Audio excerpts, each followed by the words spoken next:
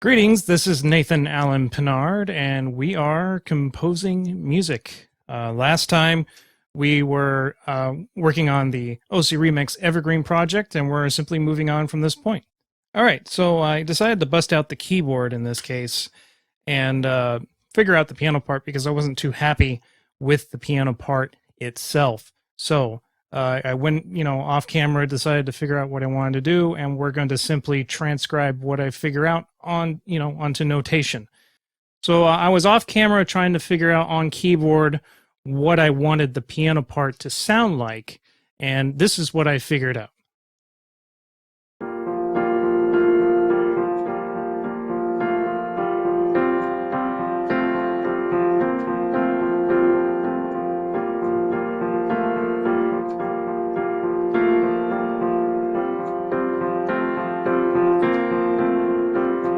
So you hear that melody in there that's kind of ongoing.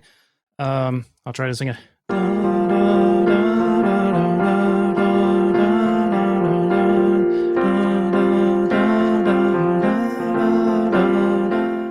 So basically, we have that, but we're also going to change the lower, the lower notes of the piano to sort of change the chords, and it actually sounds pretty nice. So we're going to simplify the right hand while showing you this.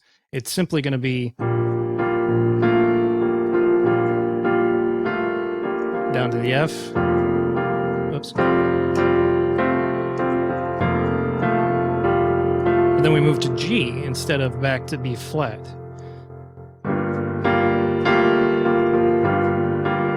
Then to A.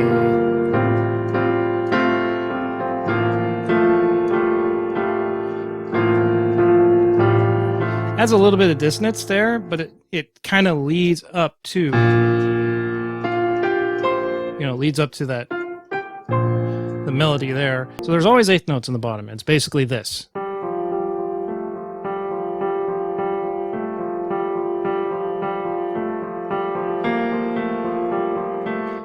So what we're going to do is do that just with the eighth notes here. So we're going to go ahead, zoom in here, and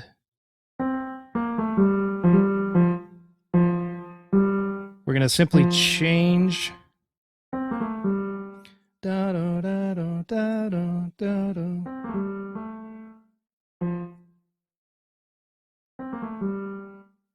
Okay, this is the first measure.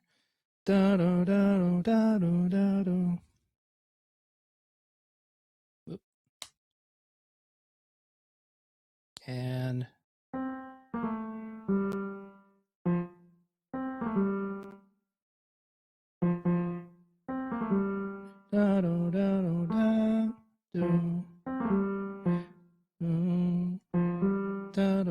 so same thing here.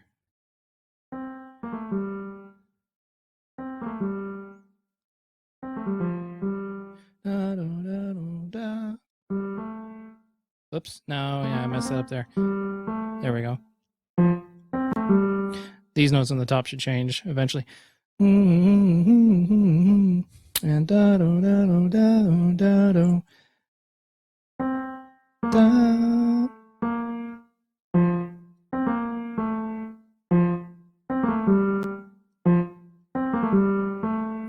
so, and then rather than keep going, let's go ahead and fix the top.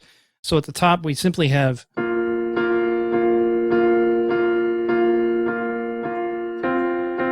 that's it. Just B flat C. We have the bottom. 1, 2, 3, 4, 1, 2, 3, 4. But then it moves. Let's go ahead and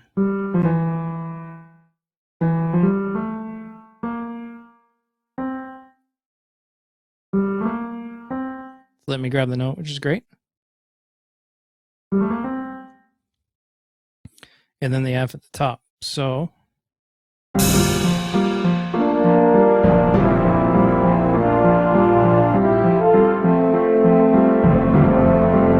oops, we didn't fix those there. So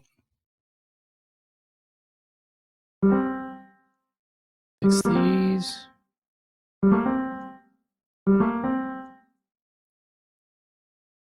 Okay.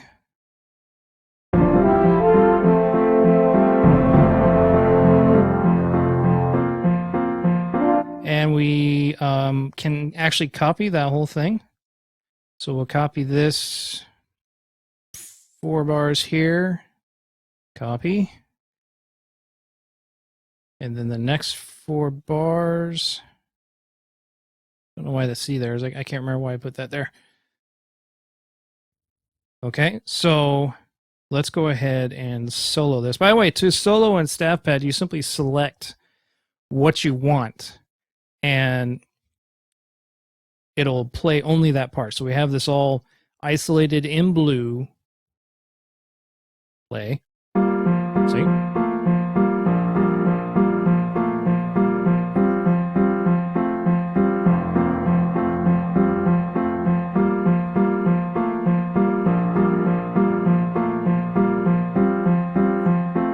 Okay, and we also decided to change the bass notes, so we'll go ahead and change those.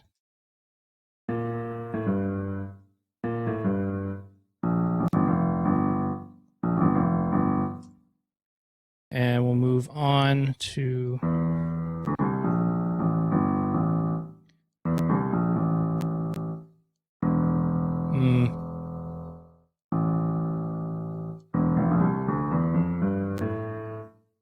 can I go down to all the way? It's too low. Too low for that. Maybe while we're sequencing, we'll probably play around with that. By the way, just for those who know, we have simply the roots of the chords. E flat major, then we have F major, and then we have technically a G minor, and then back to an F major again.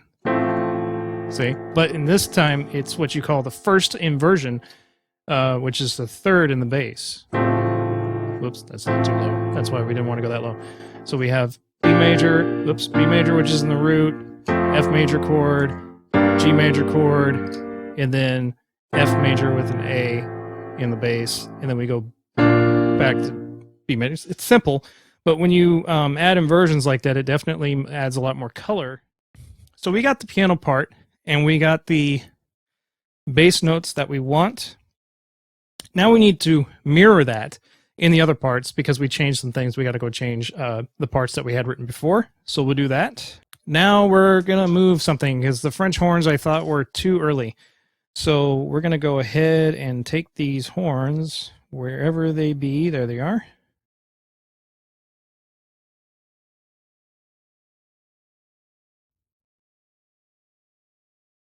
Okay, and we're going to cut and paste. Now we forgot about the low brass.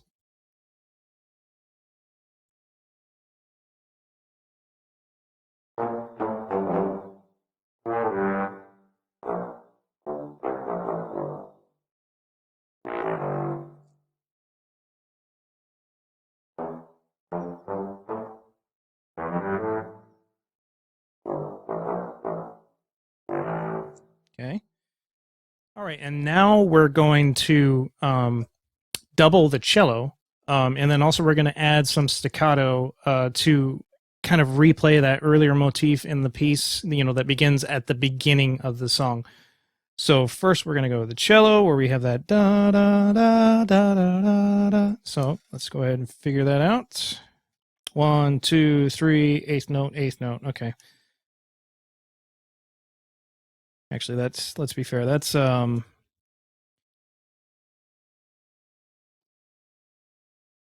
probably, maybe it's up here. You know what? Let's go back to the main layer.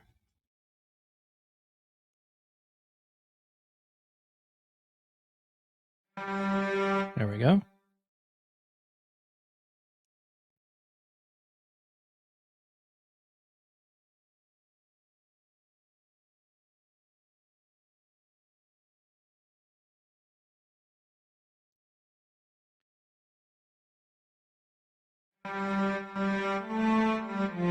Okay, we're going to go ahead and copy that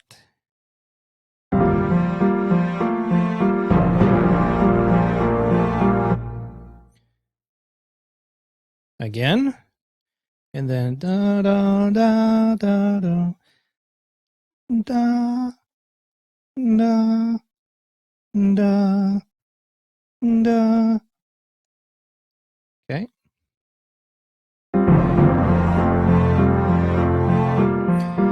All right, and that there is doubled.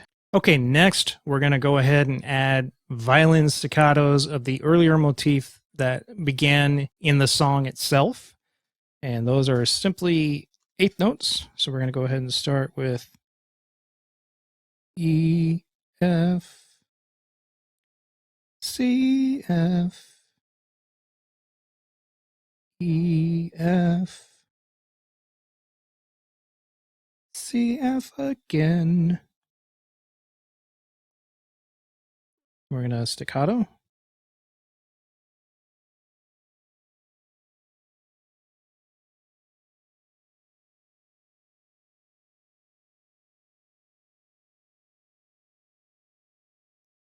All right. Now, what does that sound like in the engine? There we go. So we're just going to go ahead and copy.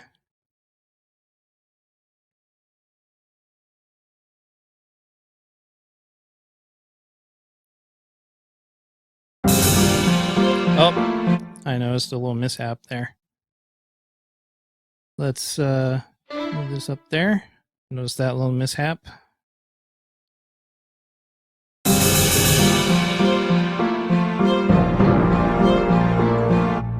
Let's go ahead and fix all of this. One other thing, I forgot the da da da da, you know, the higher end part there. So we have da da da da da da da da da da.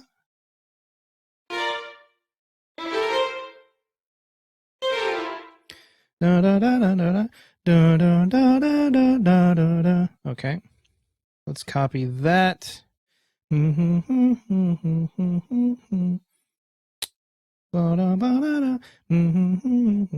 then there's that. So this should all be correct.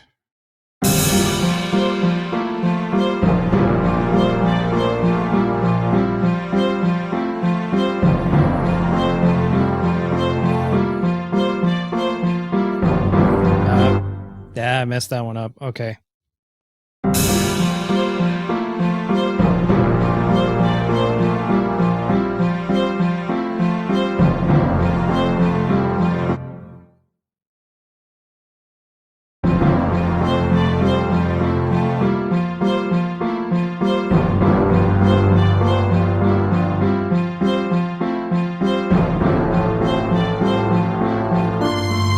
All right.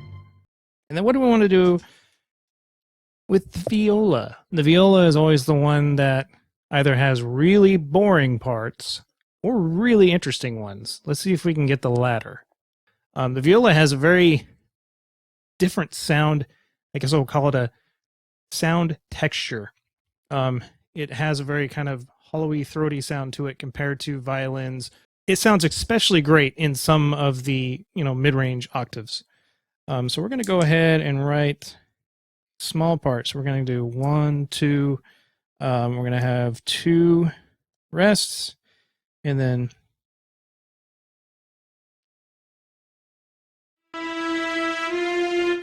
I can't read alto clef. It's not something I've ever learned, so bear with me. We're going to do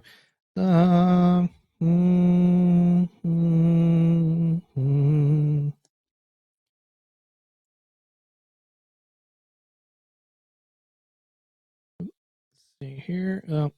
Oh, that was the note I wanted. 2, 3, 4, 1, 2. Okay, so bar just rest. 1, 2, 2 rests.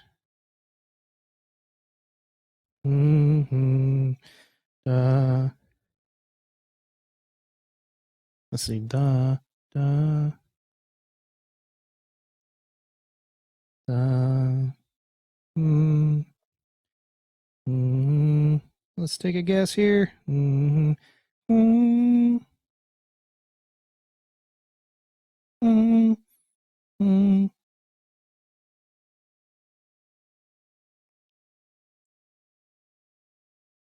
almost.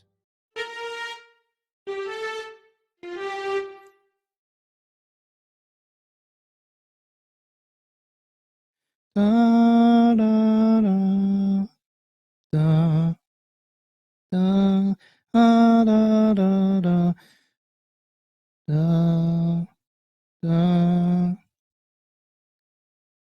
da, da, da.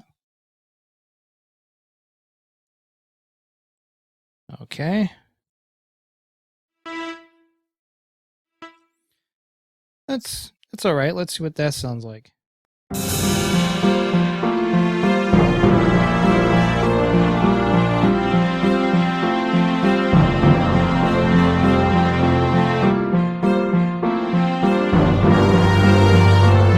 Something about those two notes right there.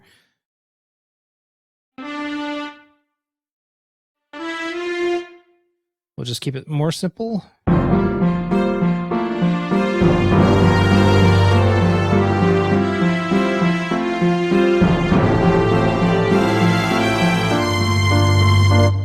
Okay, so got that done. Let's go ahead and end this episode today. And we'll go ahead and do one more playthrough of the entire piece all the way up to the point where we stopped there so you can hear. There we go.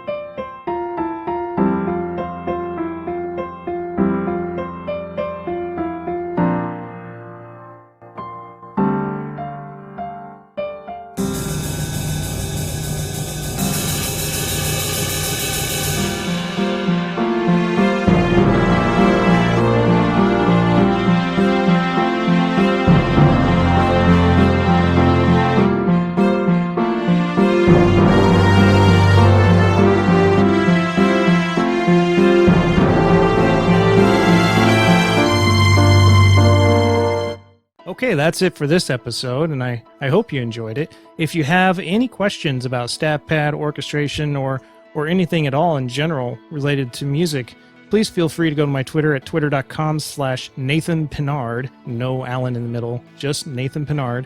And let me know what you think of the episode. I've been trying different things, working on my speech, working on just making sure everything's somewhat interesting, not too redundant, and make sure that there's enough information that will help you all here in the world of creating music. So please feel free to leave a comment below.